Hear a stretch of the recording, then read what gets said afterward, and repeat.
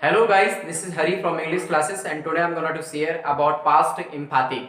Actually it is the last structure of past.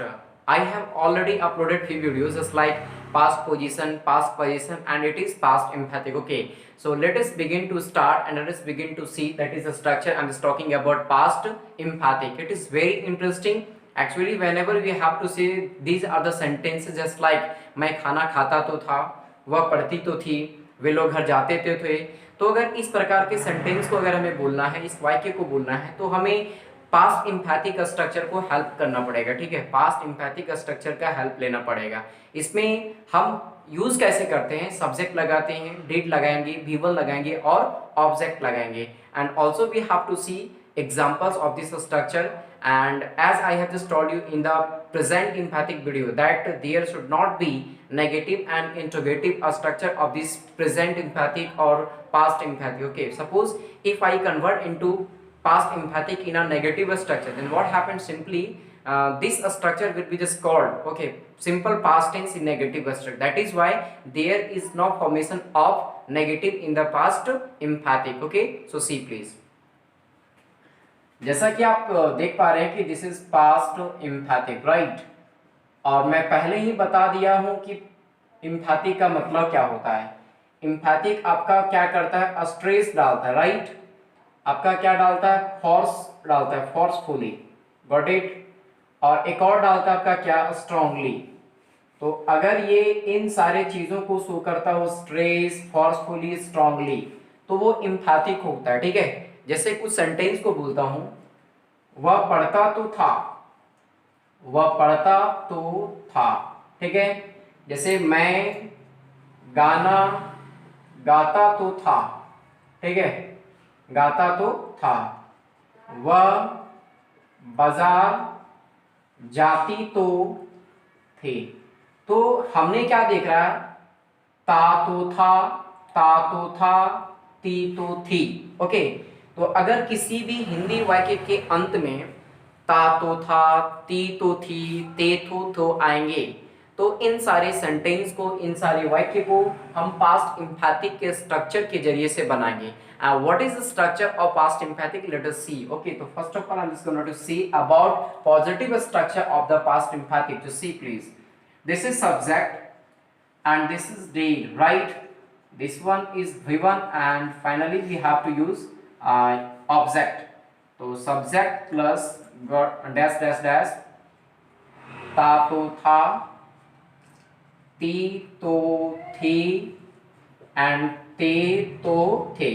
So these are the identification of past emphatic. Suppose we just don't know how to identify the sentence in that conditions, these are the identification which will help us to identify the sentence that it is in the form of the past emphatic or not. Okay, so simply we have to see that if sentence end with these words, okay, just like ta to tha, ti to thi, te to the, then definitely we just have to understand that is the structure of past emphatic. Okay, so simply the examples. Okay, जैसे मैंने क्या है कि वह पढ़ता तो था, अभी मैंने क्या बताया, अगर किसी भी हिंदी वाक्य के अंत में ता तो था, ती तो थी, ते तो थे अगर आता है, तो वह जो सेंटेंस होगा वो आपका सेंटेंस पास्ट इम्पैथिक का होगा। ठीक है, अब हमें ध्यान देना है कि डिड लगाना है, तो डिड आपके हर सब्जेक्ट के स्थान पे लगेगा। जैसे आई हो, वी हो, यू हो, ही हो, सी है, इट है, नेम है, या कोई भी प्रकार का सिंगुलर या प्लूरल सब्जेक्ट हो, तो उसके साथ हम क्या लगाते हैं, डिड लगाते हैं।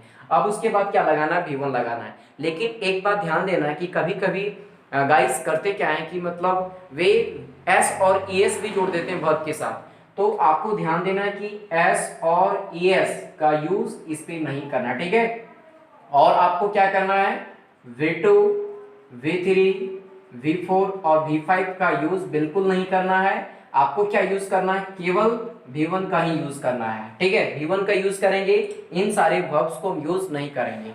और कभी कभी क्या करते हैं, इससे इम्पैथिक का क्या होता है कि डू डज भी लगता है, राइट।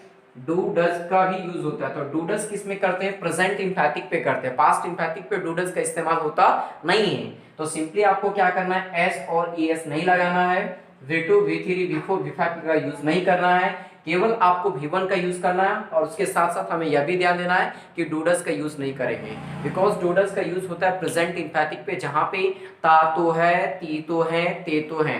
तो चलिए हम एग्जांपल्स कुछ देखते हैं। ठीक है, जैसे वह पढ़ता तो था, ठीक है, तो वह पढ़ता तो था, इसको कैसे बनाएंगे, वह खाना खाती तो थे, ठीक है। तो इसको बनाने के लिए सबसे पहले हम लगाएंगे सी, क्योंकि यहाँ पर वह का इंग्लिश क्या हुआ, सी हुआ। अब हम क्या देंगे, डेड लगाएंगे, ठीक है, तो हम यहाँ पे लगा रहे हैं डेड, सी डेड हो गया। अब ध्यान देना है कि यहाँ पे चाहिए V1। अब यहाँ पे V1 क्या है, खाती, ये एक्शन वर्ड है, तो यहाँ पे होगा ईट। अब देखिए ये वाला जो खाना ये क्या है, भोजन है, ठीक है, तो इसको क्या बोलेंगे, फूड बोलेंगे। तो ये मेरा क्या हुआ, सब्जेक्ट, डीड मेरा क्या हुआ, सपोर्टिंग वर्ब, ईट क्या हुआ मेरा मेन वर्ब, और फूड क्या हुआ आपका ऑब्जेक्ट हुआ, ठीक है। इस तरह से आइडेंटिफाई करेंगे। अब हम देखते हैं कि वे लोग किताब पढ़ते तो थे, वे लोग किताब पढ़ते तो थे। तो अगर इस प्रकार का सेंटेंस को अगर बनाना है तो कैसे बनाएंगे, वे लोग का इंग्लिश क्या होगा, दे होगा, दे के बाद क्या लगेगा, डिड लगेगा।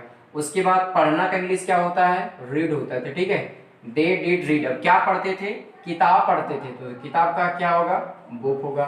अब नेक्स्ट सेंटेंस देखता हूं, राम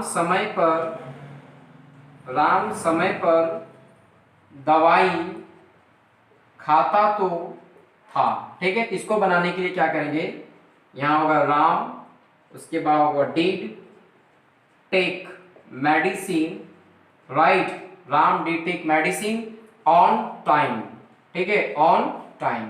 ये आपका क्या हो गया, subject, supporting verb, main verb, object है, ठीक है। अब हम एक और सेंटेंस को देखता हूं, मैं गाना गाता तो था, इसको कैसे बनाएंगे, मैं गाना गाता तो था। इसको बनाने के लिए मैं का इंग्लिश क्या होगा, आई के बाद क्या लगेगा, डी। अब गाना का इंग्लिश क्या होता है, सिंग, क्या गाना भाई, सॉन्ग गाना, ठीक है। तो I did Singh a song. तो इस प्रकार से हमने क्या देखा, वह खाना खाती थी थोड़ी, वे लोग किताब पढ़ते तो थे, राम समय पर दवाई खाता तो था, मैं गाना गाता तो था।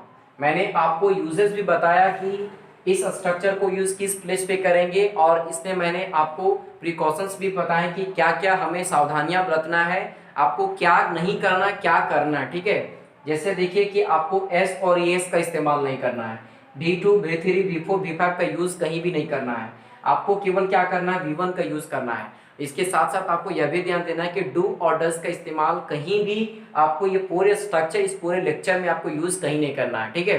तो गाइस, मुझे आशा है कि आप लोगों को यह वीडियो अच्छा लगा होगा, और आप इसे अवश्य देखें और दूसरों को भी शेयर करें ज़्यादा से ज़्यादा, और कृपया करके आप हमारे चैनल को सब्सक्राइब करें। अगर अभी तक आपने नहीं किया तो प्लीज़ करें, और बेल आइकन्स को भी साथ में दबाएं, ताकि मेरा नेक्स्ट वीडियो और मेरा अपडेट जो वीडियो होगा वो आप लोगों तक पहुंच पाए। इसके लिए मैं आप लोगों को सदा आभारी व्यक्त करता हूं।